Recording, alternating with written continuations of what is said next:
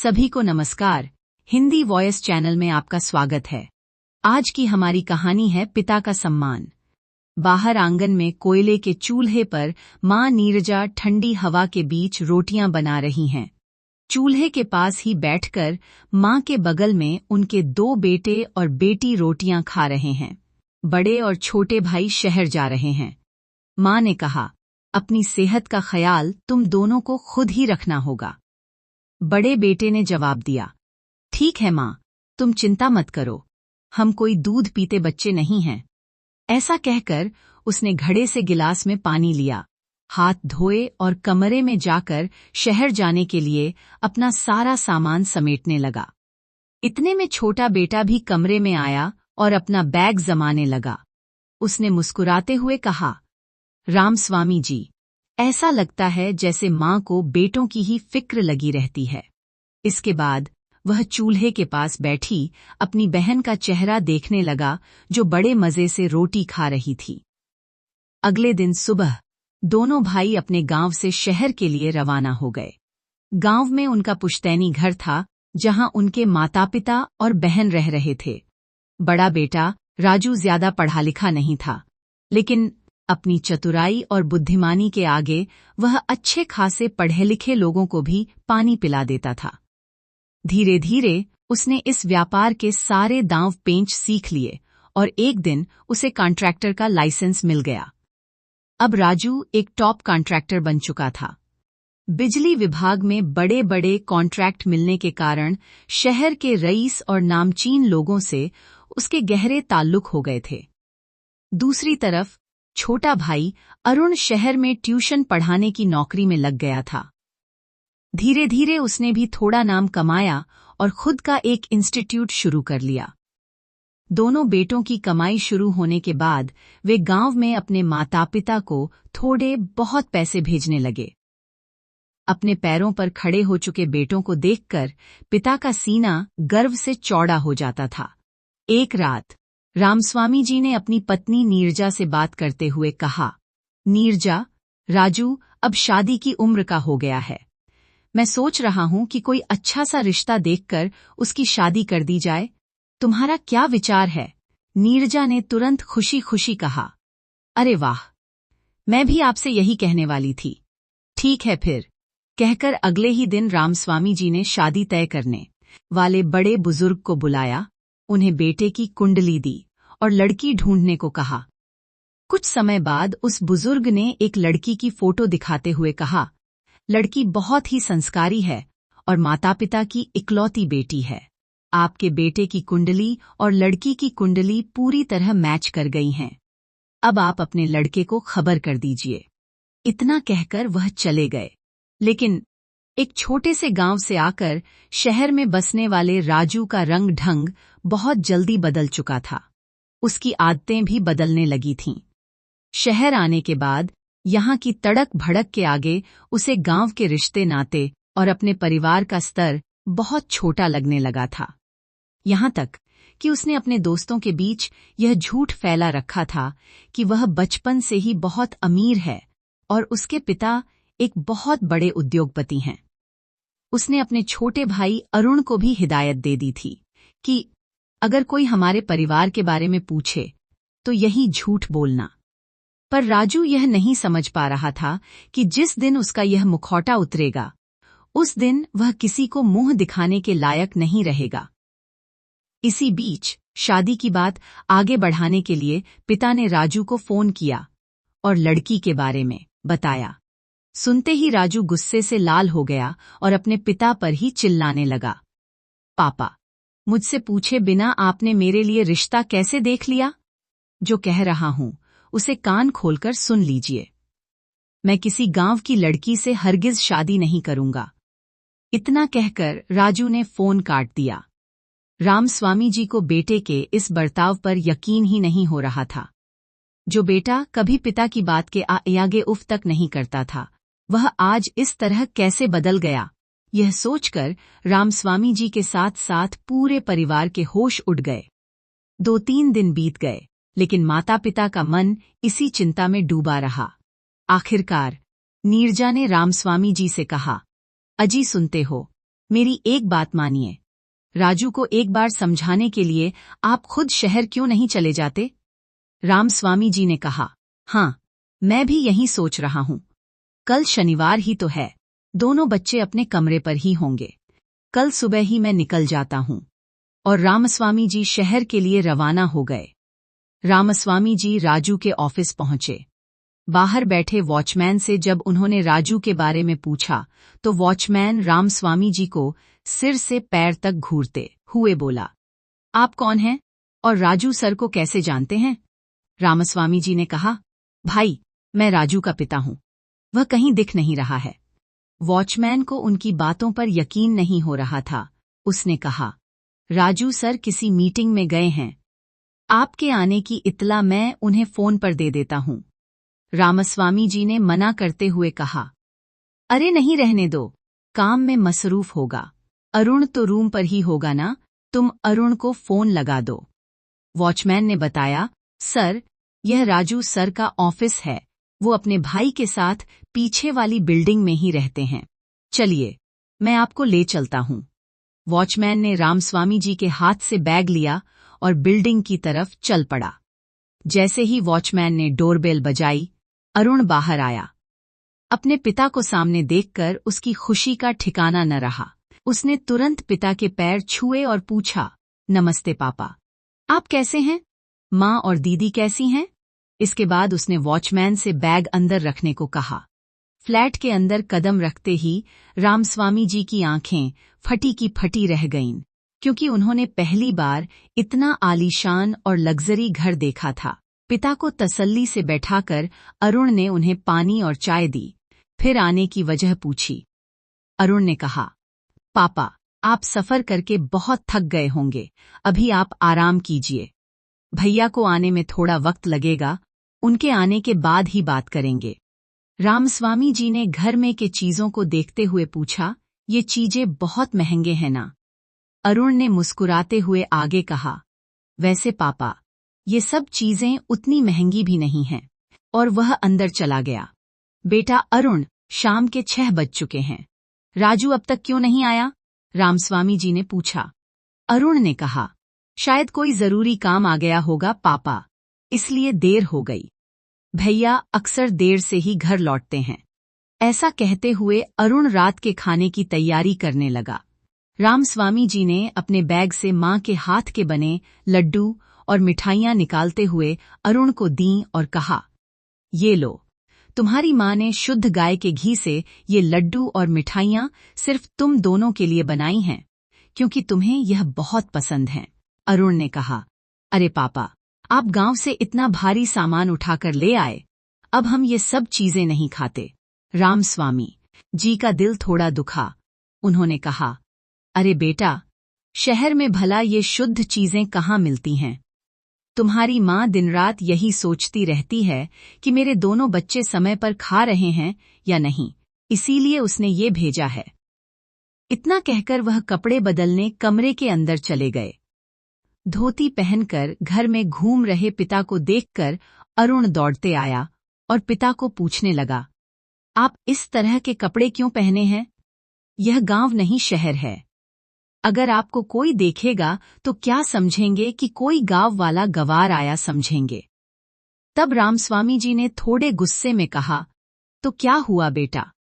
अगर मैं अनपढ़ हूं या गांव का रहने वाला हूं, तो क्या इससे मेरा मान सम्मान घट जाएगा? मैंने अपनी पूरी जिंदगी खून पसीना बहाकर तुम लोगों को पाला पोषा है, और आज 4 पैसे क्या कमा लिए, तुम यह भूल गए कि तुम कहां से आए हो? अरुण, अब तुम मुझे अपने ही लोगों से डरना सिखा रहे हो। मैं तुम्हारे जितना पढ़ा लिखा नहीं हूं, लेकिन तुम्हारा बाप हूं। अगर इस तरह मेरे आत्मसम्मान को ठेस पहुंचाकर बात करोगे तो मैं बर्दाश्त नहीं करूंगा। पिता की यह खरी खारी सुनकर अरुण शर्म से पानी पानी हो गया। उसने कहा, पापा, मुझसे बहुत बड़ी भूल हो गई, मुझे माफ कर दीजिए। खैर, अब इस बात को छोड़िए, आप हाथ मुंह धो लीजिए, मैं खाना लगाता हूँ। रामस्वामी जी हाथ साफ करके आए। उसी वक्त जैसे ही अरुण ने फ्रिज का दरवाजा खोला, रामस्वामी जी की नजर फ्रिज में रखे अंडों पर पड़ गई। बचपन से ही कड़े शाकाहारी रहे रामस्वामी जी चिल्ला उठे, हे भगवान, मेरा तो धर्म ही भ्रष्ट हो गया। अब तुम लोग अंडा भी खाने लगे हो। मैं इस घर का एक निवाला भी मुंह में नहीं डालूंगा। पिता के मुंह से ये शब्द सुनते ही अरुण ने जल्दी जल्दी सारे अंडे फ्रिज से निकाले और बाहर फेंक दिए। हाथ मुंह धोकर उसने आकर कहा, पापा, मैंने सब कुछ बाहर फेंक दिया है, अब तो आप खाना खा लीजिए। तब रामस्वामी जी ने कहा, बेटा, शहर आने के बाद तुम लोग अपनी तहजीब और संस्कार भूल चुके हो। अपने धर्म और मूल्यों से बंधे रहना ही एक अच्छे इंसान की असली पहचान होती है। रात के दबज चुके थे, लेकिन राजू का कहीं अता पता नहीं था। रामस्वामी जी ने कहा, अरुण बेटा, जरा अपने भाई राजू से मेरी बात तो कराओ। अरुण ने जी पापा कहकर भाई को फोन लगाया, लेकिन फोन पर रामस्वामी जी की आवाज सुनते ही राजू ने कॉल डिस्कनेक्ट कर दिया।